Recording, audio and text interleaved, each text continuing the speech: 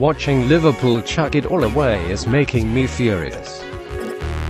Liverpool dropped points yet again as Bournemouth snatched a late draw with 7 matches to go. Liverpool's goals against column stands on 39. 27 of 39 conceded have come against teams from 11th place down. Jurgen Klopp can't get his best defensive partnership on the pitch regularly. More than ever, the German needs his defense to give the club a chance.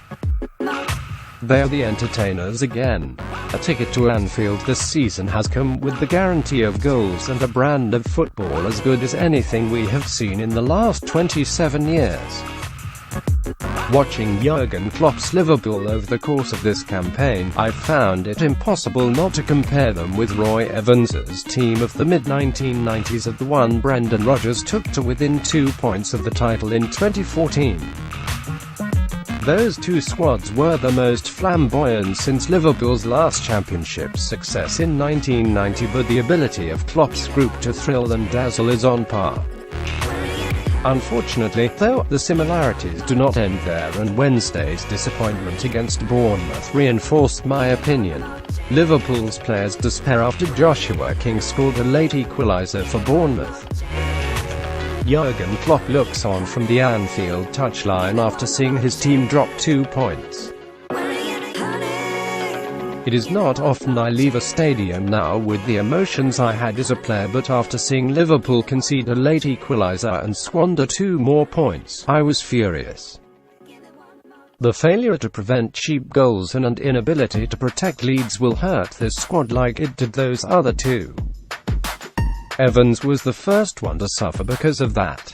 It was 20 years ago this week they were beaten by Coventry 2-1, having led 1-0, a result which played a significant part in the missing out on the title.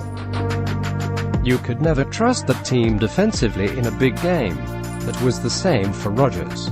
He would most certainly have brought the title back had Liverpool not conceded 50 goals in 2013-14. During his 3 seasons on Merseyside, they shipped 141 goals in total, and 18 months into his reign, Klopp has not been able to correct things.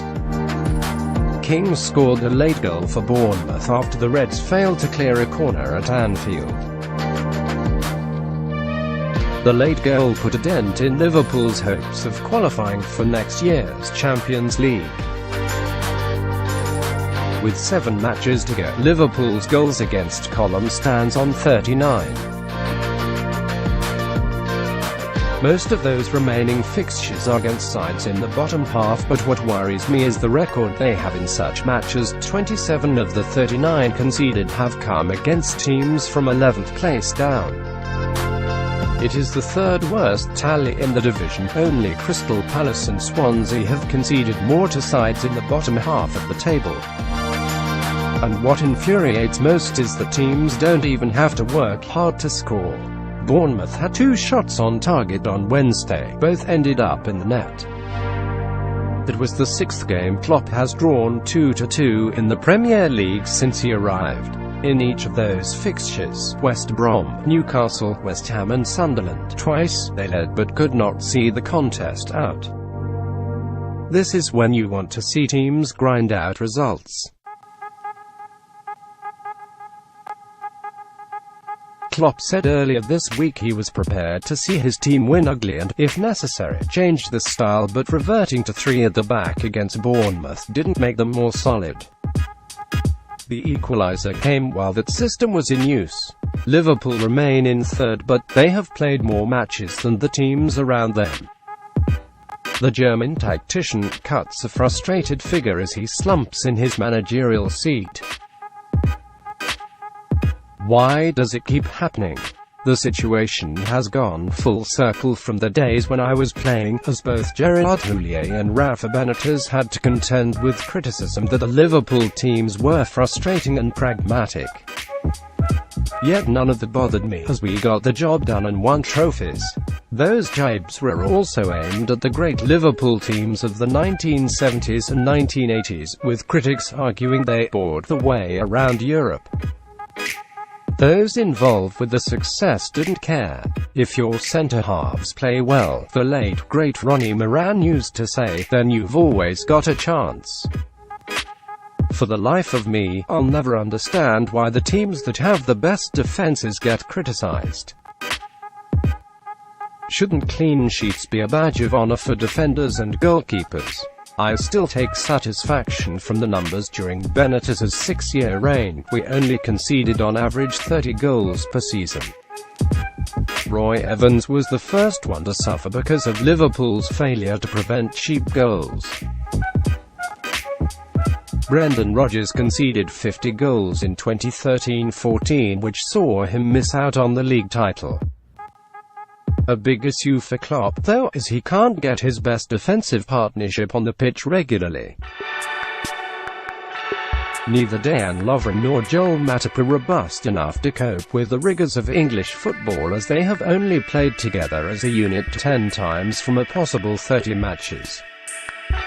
I've never blown my own trumpet over my ability, but it took an awful lot to stop me getting on the pitch. I only missed 9 Premier League games from a possible 228 between August 2004 and May 2010. Sami Hyypiä, my partner, missed just 11 of his first 266 games between August 1999 and May 2006. Such have been the issues that Matip and Lovren have suffered. However, Ragnar Klavan, who was brought in to be third choice, could end up playing more games than any other central defender when he should really have just been cover. Liverpool dropped points against Bournemouth from the second time this season. This season, 27 of the 39 conceded have come against teams from 11th place down. If Liverpool want to progress, Klopp must act in the summer.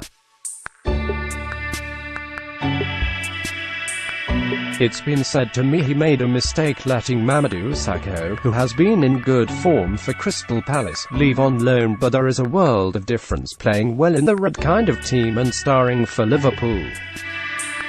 Palace's team is set up for Sakho to defend on the edge of his own area with protection all around.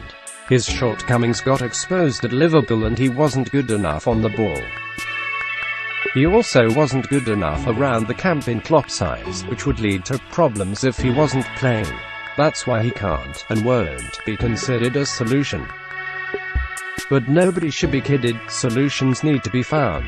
Loris Karius and Simon Mignolet don't give me any confidence, and Mignolet created nervousness in the first minute against Bournemouth when he dribbled the ball out of his area. Jermaine Defoe celebrates his late equaliser for Sunderland against the Reds in January.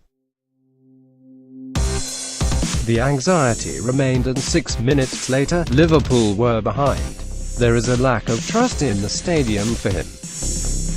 Klopp, I believe, needs a new number 1, but he also needs to find an axis he can rely on in the middle of his defense, like the way Mats Hummels and Neven Subotic worked in tandem for him at Borussia Dortmund.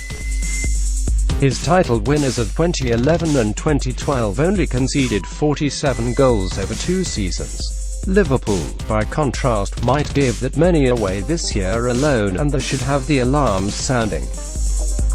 Klopp, who has already lost 2 finals, does not want to be remembered as a nearly manager, like Evans and Rodgers, but the warning signs could not be more stark. If they keep going as they have been in these final 8 matches, Liverpool will not get into the top 4. More than ever, he needs his defense to give the club a chance. Tinkerman's turn to lift the lid on Leicester. Claudio Ranieri will be a guest on Monday Night Football this week, and we are not going to be short of topics to discuss. Of course, we will be going into great detail about the fairy tale of last season and one of the greatest stories we have ever seen, but it won't solely be about Leicester. Ranieri has had an excellent career and worked with many great players. Claudio Ranieri was sacked as Leicester boss after a 2-1 Champions League defeat by Sevilla. It will be good to see him and hear about his plans for the future. The feeling now from some is that Leicester's owners have been proven right for sacking him after the team have rattled out a sequence of 6 wins under Craig Shakespeare. After being very critical of the owners and the players, I can't say they got it wrong because results have vindicated the decision. It is easy for me to say they should have kept faith with Ranieri. I'm not the one, after all, with £100 million riding on the season. The Italian was dismissed just 298 days after leading Leicester to the Premier League title. Title-winning side cheated on the edge of entering the relegation zone when he was sacked. Leicester will go into their Champions League quarter-final full of confidence, but what still has me scratching my head is the gulf in the standard of performance from now to 6 weeks ago. And I'm sure Claudio Ranieri's views will be unmissable.